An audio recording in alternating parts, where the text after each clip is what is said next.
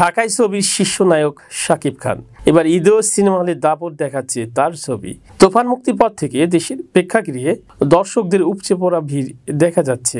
ছবিটি মুক্তির আগে এর গান ও ট্রেলার দুই বাংলায় ব্যাপক সাড়া ফেলেছে। তাই শাকিবকে নিয়ে যখন আলোচনা তুঙ্গে, তখনই ভারতীয় একটি গণমাধ্যমের দাবি প্রায় $20 মিলিয়ন মালিক এই নায়ক। TV9 বাংলার এক প্রতিবেদনে সম্প্রতি এমনটাই দাবি করা হয়েছে।